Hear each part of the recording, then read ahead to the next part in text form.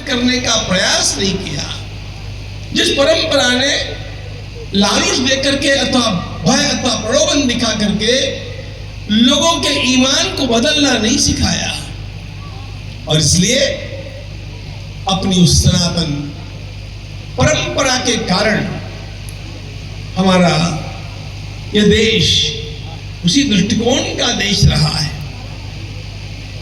लेकिन जब धीरे धीरे धर्मांतरण का दौर चला, धीरे धीरे मतांतर होता गया और मतांतरण करने वालों की संख्या बढ़ने लगी, स्वामी विवेकानंद का एक वाक्य ध्यान रखना।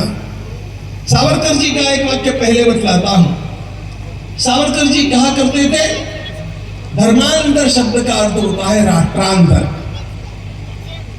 एक व्यक्ति केवल धर्म परिवर्तन करता है, उसने अपना धर्म अथवा अपना मत बदल लिया, इसका सीधा सीधा अर्थ होता है उसने भारत माता से प्रेम करना घटा दिया और अन्य किसी भूमि से प्रेम करना सीख लिया।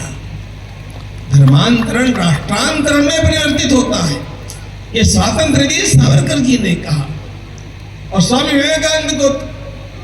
विवेकानंद जी तो कहा करते थे कि एक व्यक्ति धर्मांतरण करता है, इसका सीधा सीधा अर्थ हमारे राष्ट्र के लिए एक शत्रु बढ़ जाता है, हमारे राष्ट्र के लिए एक शत्रु बढ़ जाता है।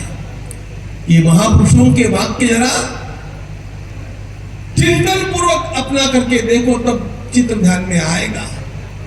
परिणाम ये होने लग गया, स्वतंत्रता तो हमें मिली, लेकिन ये स्वतंत्रता सही स्वतंत्रता नहीं थी, ये खंडित स्वातंत्र था।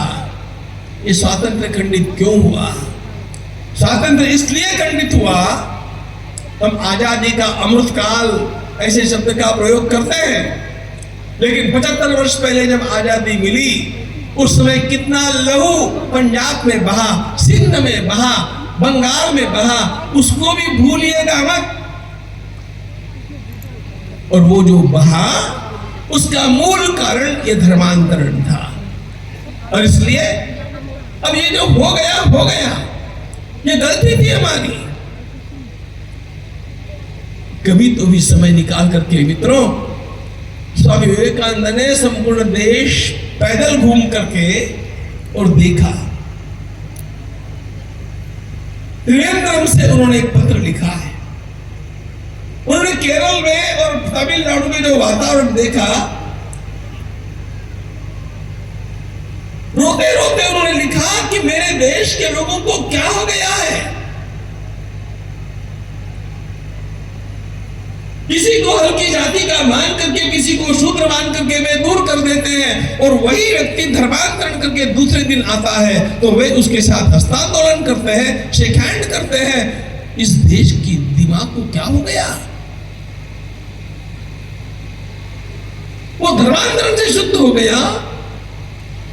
स्वामी जी कहते थे, अपने अंतःकरण को उदार बन करके यहाँ का हिंदू इन सारे वनवासियों को कब अपनाएगा?